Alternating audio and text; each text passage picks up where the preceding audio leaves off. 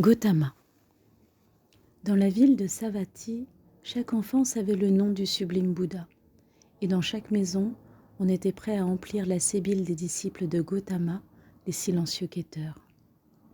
Gautama se tenait de préférence à proximité de la ville, dans le Jetavana, dont d'un riche négociant nommé Anathapindika, au sublime, qu'il vénérait profondément, et à ses disciples. Tous les récits entendus et toutes les réponses faites aux questions des deux jeunes ascètes en quête du séjour de Gautama les avaient conduits dans cette contrée. Aussi, à peine étaient-ils arrivés à Savatthi que les habitants de la première maison devant laquelle ils s'arrêtèrent leur offrirent des aliments. Ils acceptèrent les aliments et Siddhartha questionna la femme qui les leur tendait. « Femme charitable, lui dit-il, nous voudrions bien savoir où se trouve le Bouddha, le très vénérable. Nous sommes deux samanas de la forêt et nous sommes venus ici pour voir cet homme accompli et apprendre sa doctrine de sa bouche. » La femme répondit, « En vérité, vous êtes venus au bon endroit, samana de la forêt. Sachez donc que le sublime habite à Jetavana, dans le jardin d'Anathapindika. Là-bas, ô pèlerins, vous pourrez passer la nuit, car il y a assez de place pour ceux qui, innombrables, arrivent de tous côtés afin d'entendre la doctrine de sa bouche. » Govinda en fut rempli de joie et s'écria, « Tant mieux alors, nous avons atteint notre but et nous sommes au bout de notre route. Mais dis-nous donc, toi, mère des pèlerins, connais-tu le Bouddha? Le connais-tu? L'as-tu vu de tes propres yeux ?» Et la femme répondit, « Combien de fois l'ai-je vu, le sublime? Nombreux sont les jours où je l'ai vu, alors que silencieux il passait avec son manteau jaune dans les petites rues, tendait sans mot dire sa sébile aux portes des maisons et s'en allait quand elle était pleine. » Govinda, charmé, écoutait avidement et aurait voulu poser encore d'autres questions. Mais Siddhartha l'engagea à poursuivre leur chemin. Ils dirent merci à la femme et s'éloignèrent. C'est à peine s'ils eurent besoin de demander la route, car un assez grand nombre de pèlerins et aussi de moines appartenant à la communauté de Gautama se dirigeaient vers Jetavana. Quand ils arrivèrent, il faisait nuit, mais il y régnait un va-et-vient continuel de gens qui discouraient, s'appelaient, demandaient à être hébergés et l'obtenaient. Nos deux samanas, habitués à vivre dans la forêt, eurent vite fait de trouver un endroit où ils s'installèrent sans bruit et dormirent jusqu'au matin. Au lever du soleil, ils furent tout étonnés de voir la grande foule des croyants et des curieux qui avaient passé la nuit ici. Dans toutes les allées du magnifique bosquet se promenaient des moines en habits jaunes. Il y en avait assis par-ci, par-là, sous les arbres, plongés dans la méditation ou dans de doctes entretiens. Ces jardins ombreux ressemblaient à une cité. Ils étaient pleins de gens remuant comme les abeilles dans une ruche. La plupart des moines se dirigeaient vers la ville avec leurs sébiles afin d'y recueillir la nourriture pour leur repas de midi, le seul de la journée. Bouddha lui-même, l'éclairé, avait coutume d'aller mendier le matin. Siddhartha le vit et il le reconnut aussitôt, comme si un dieu le lui eût désigné. C'était un homme simple, vêtu du froc jaune. Il tenait une sébile à la main et marchait en silence. « Regarde, dit Siddhartha tout bas à Govinda, voici le Bouddha. » Govinda considéra attentivement ce moine habillé de jaune qui semblait ne se distinguer en rien des centaines d'autres moines. Et Govinda le reconnut aussi. « C'est celui-ci, dit-il. » Et ils le suivirent en l'examinant. Le Bouddha, abîmé dans ses pensées, poursuivait sa route d'un air modeste. Son visage placide ne montrait ni joie ni tristesse. Il semblait sourire à son âme. Avec ce sourire imperceptible et calme, Bouddha avait quelque chose d'un enfant. Il allait vêtu comme tous ces moines, posant exactement comme eux le pied d'après la règle. Mais son visage et sa démarche, son regard tranquillement baissé, ses mains tranquillement pendantes et chacun des doigts au bout de ses mains disait la paix, disait la perfection. Il ne cherchait donc pas dans le vide, ne mimaient pas, ils étaient toute douceur dans cette inaltérable sérénité, dans cette inaltérable clarté, dans cette inviolable paix. C'est ainsi que Gautama se dirigeait vers la ville pour recueillir des aumônes et que les deux samanas le reconnurent uniquement au calme de sa personne, où il n'y avait rien de recherché, de voulu, d'imité, où l'on ne découvrait pas la moindre affectation, mais où tout était lumière et paix. Nous entendrons aujourd'hui sa doctrine de sa bouche, dit Govinda. Siddhartha ne répondit pas. Il avait peu de curiosité pour une doctrine qui, croyait-il, ne lui apprendrait pas grand-chose. Ne savait-il pas du reste, comme Govinda, le contenu de celle de Bouddha, bien que par des rapports de deuxième ou de troisième main? Mais il considérait avec attention la tête de Gautama, ses épaules, ses pieds, cette main qui pendait tranquille et dont il lui semblait que chacune des phalanges des doigts contenait un enseignement, qu'elle disait la vérité, la respirait, l'exhalait comme une odeur, la reflétait comme un miroir. Cet homme, ce Bouddha, était, jusque dans les mouvements de son petit doigt, la sérénité même. Cet homme était un saint. Jamais Siddhartha n'avait éprouvé pour un mortel un tel sentiment de vénération. Jamais il n'avait ressenti tant d'amour pour un homme. Tous les deux suivirent le Bouddha jusqu'à la ville et s'en retournèrent en silence, car ils avaient l'intention de passer cette journée sans prendre d'aliments. Ils virent Gautama revenir, ils le virent au milieu de ses disciples prendre son repas, un repas qui n'eût point rassasié un oiseau, et ils le virent encore se retirer à l'ombre des manguiers. Mais quand vers le soir, la chaleur eut diminué et que la vie eut repris dans le camp, ils assistèrent à la leçon du Bouddha. Ils entendirent sa voix, elle aussi était parfaite.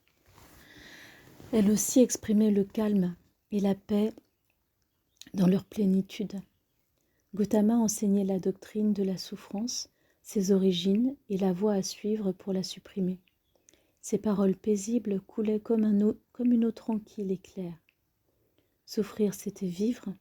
Le monde était plein de souffrances, mais le moyen de s'en délivrer existait, et celui-là le trouvait qui suivait la route de Bouddha. Il parlait, le sublime, d'une voix douce mais ferme. Il enseignait les 4 principaux articles, les 8 bons sentiers. Patiemment, il parcourait les étapes habituelles d'un enseignement, les exemples, les répétitions, claires et tranquilles. Sa voix planait au-dessus des auditeurs comme une lumière, comme un ciel étoilé. Quand le Bouddha eut terminé son cours, la nuit était déjà venue. Maints pèlerins désireux d'embrasser sa doctrine s'avancèrent et demandèrent à entrer dans sa communauté. Et Gautama les accueillit en disant « Vous avez bien entendu la doctrine, telle qu'elle est annoncée. Acceptez-la donc et parcourez le monde en saint homme pour mettre un terme à la souffrance. » Et voilà que Govinda, lui si timide, s'avança aussi et dit « Moi aussi, je viens chercher un refuge auprès du sublime et dans sa doctrine. » Il demanda à être du nombre de ses disciples et il fut admis. Aussitôt après, quand le Bouddha s'en fut allé se reposer, Govinda, s'adressant à Siddhartha, lui dit avec chaleur « Siddhartha, rien ne m'autorise à te faire un reproche. Tous les deux nous avons entendu le sublime, tous les deux nous avons écouté sa doctrine. Govinda a entendu la doctrine et il s'est réfugié en elle. Mais toi, ami vénéré, ne veux-tu pas entrer aussi dans le sentier de la délivrance? Hésites-tu? Veux-tu attendre encore? » Siddhartha sembla s'éveiller en entendant les paroles de Govinda. Longtemps, il regarda Govinda en face, puis il dit tout bas, d'une voix où il n'y avait point de raillerie, « Govinda, mon ami, maintenant tu as fait le pas décisif. Maintenant tu as choisi ta route. Tu fus toujours mon ami, ô Govinda. Toujours tu marchas un pas derrière moi. Et souvent je pensais, Est-ce que Govinda ne fera pas une fois un pas tout seul, sans moi, du propre mouvement de son âme? Et voilà que maintenant tu deviens un homme et que tu choisis toi-même ta voie. Puisses-tu la suivre jusqu'au bout, ô mon ami, puisses-tu trouver la délivrance. Govinda, qui ne saisissait pas entièrement le sens de ces paroles, répéta sa question d'un ton d'impatience. « Mais parle donc, mon cher, je t'en prie. Dis-moi donc, comme il ne peut en être autrement, que toi aussi, mon docte ami, tu vas embrasser la doctrine du sublime. » Siddhartha posa la main sur l'épaule de Govinda. « Tu n'as pas entendu le vœu que je faisais pour toi, ô Govinda? Je te le répète, puisses-tu suivre ce chemin jusqu'au bout, puisses-tu trouver la délivrance. » À cet instant, Govinda s'aperçut que son ami s'était déjà éloigné de lui et il se mit à verser des larmes. « Siddhartha !» s'écria-t-il en gémissant. Siddhartha lui parla amicalement. « N'oublie pas que dorénavant, tu fais partie des samanas de Bouddha. Tu as renoncé à ta patrie, tu as renoncé au gain, à la propriété, tu as renoncé à ta propre volonté, tu as renoncé à l'amitié. La doctrine le veut ainsi. Demain, ô Govinda, je te quitterai. » Longtemps encore, les deux amis se promenèrent dans le bois. Longtemps, ils demeurèrent couchés sans trouver le sommeil, et à chaque instant, Govinda insistait auprès de son ami, afin que celui-ci dît pourquoi il ne voulait pas embrasser la doctrine de Gautama, et ce qu'il pouvait bien lui reprocher. Mais Siddhartha s'y refusait chaque fois en lui disant « Calme-toi, Govinda, la doctrine du sublime est très bonne. Que pourrais-je y trouver à redire ?» À la pointe du jour, un disciple de Bouddha, un de ses moines les plus âgés, traversa le jardin en appelant les néophytes pour les revêtir du froc jaune et les instruire dans les premiers préceptes et devoirs de leur nouvel état. Govinda se fit violence, embrassa encore une fois son ami d'enfance et se joignit au cortège des moines. Siddhartha, de son côté, erra dans le bois, absorbé par ses pensées. Il rencontra Gautama, le sublime, le salua avec respect, et comme le regard du Bouddha était plein de bonté et de mansuétude, le jeune homme se sentit plus courageux et demanda au vénérable la permission de lui adresser la parole. Celui-ci acquiesça silencieusement. Siddhartha dit « Hier, ô sublime, il me fut donné d'entendre ta merveilleuse doctrine. C'est aussi pour cela que je suis venu de loin avec mon ami. Maintenant, mon ami va rester auprès des tiens, il s'est réfugié auprès de toi. Quant à moi, je vais reprendre mon bâton de pèlerin. » « Comme il te plaira, dit poliment le vénérable. »« Mon langage est sans doute trop audacieux, poursuivit Siddhartha, mais je ne voudrais pas m'éloigner du sublime sans lui avoir exprimé mes pensées en toute sincérité. Le vénérable consentirait-il à m'entendre encore un instant ? » Le Bouddha silencieux fit un signe d'acquiescement. Siddhartha lui dit alors « Il y a une chose, surtout, ô vénérable, que j'ai admirée dans ta doctrine. Tout en elle est parfaitement clair, parfaitement démontré. Tu représentes le monde sous la forme d'une chaîne parfaite que rien n'interrompt en aucun endroit, une chaîne infinie faite de causes et d'effets.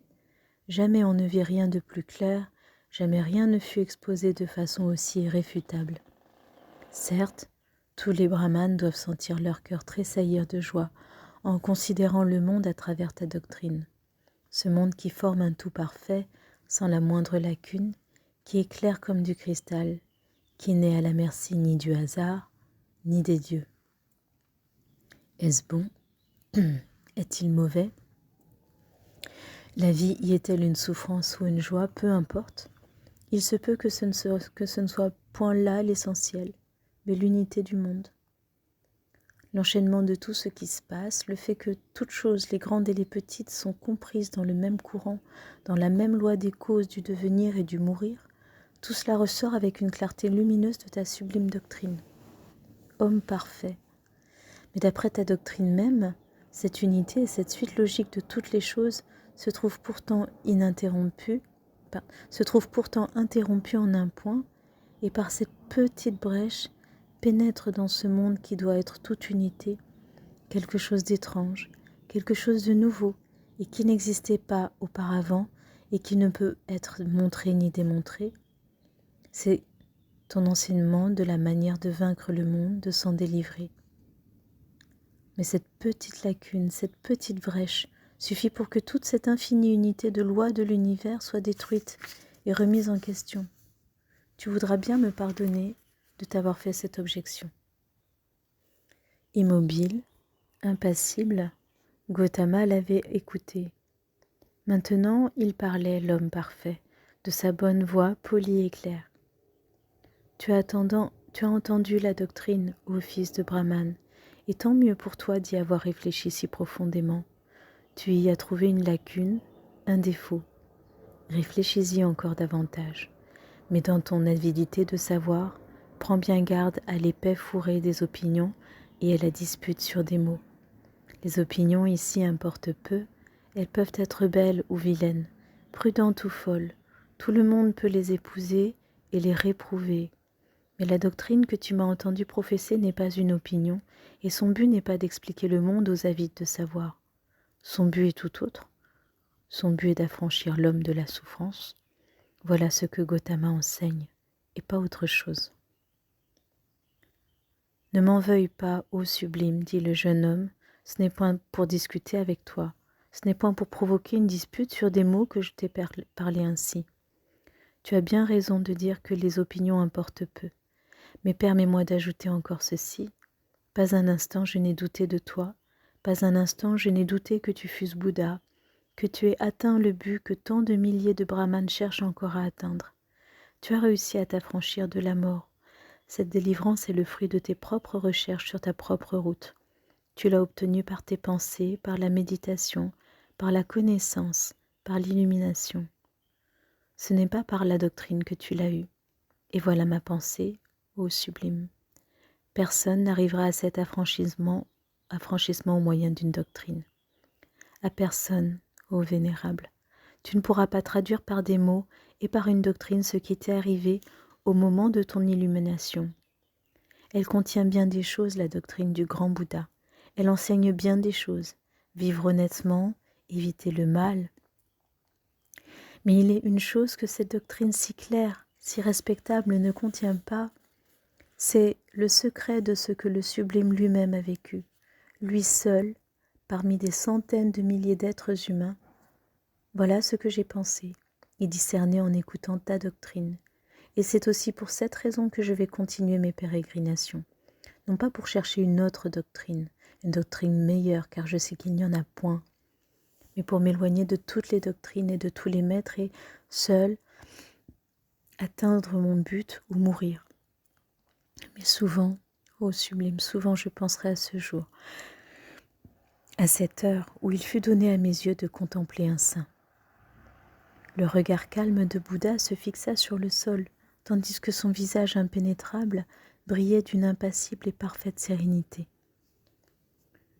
Puissent tes pensées, dit lentement le vénérable, puissent tes pensées n'être point des erreurs, puisses-tu arriver au but.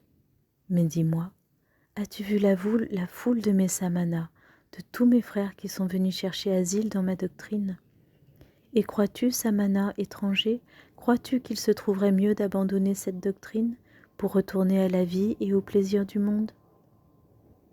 Loin de moi une telle pensée, s'écria Siddhartha, qu'ils demeurent tous fidèles à ta doctrine et atteignent leur but.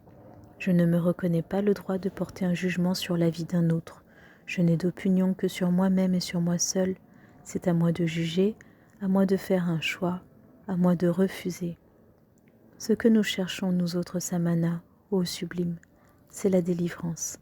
Si j'étais un de tes disciples, ô homme vénérable, il pourrait se faire, et c'est ce que je craindrais, que moi ne trouvât qu'en apparence, que mon moi ne trouvât qu'en apparence le repos et la délivrance, tandis qu'en réalité, il continuerait à vivre et à grandir, car alors ce serait ta doctrine, ce seraient mes adeptes, mon amour pour toi, l'existence commune avec les moines qui seraient devenus mon moi. Gautama, souriant à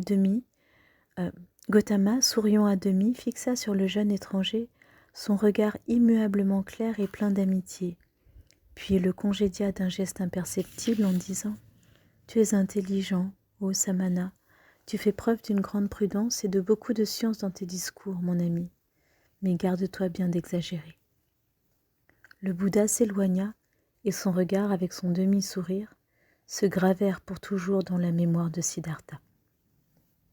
Chez aucun homme, pensa-t-il, je n'ai rencontré ce regard, ce sourire, cette façon de s'asseoir et de marcher. Que ne puis-je aussi regarder, sourire, m'asseoir et marcher comme lui, et cela avec tant de naturel, de dignité, de modestie, de franchise, de naïveté et de mystère. Vraiment, seul l'homme qui a réussi à pénétrer dans l'intérieur de son être peut avoir ce regard et cette démarche. Eh bien moi aussi j'essaierai de pénétrer dans le mien. Siddhartha pensa encore. C'est le seul homme devant lequel j'ai dû baisser les yeux, mais désormais je ne les baisserai plus devant personne. Aucune doctrine ne me séduira plus, puisque la doctrine de cet homme ne m'a pas séduit. Le Bouddha m'a appris beaucoup. Hélas, il m'a pris beaucoup, mais il m'a encore donné plus qu'il ne m'a pris.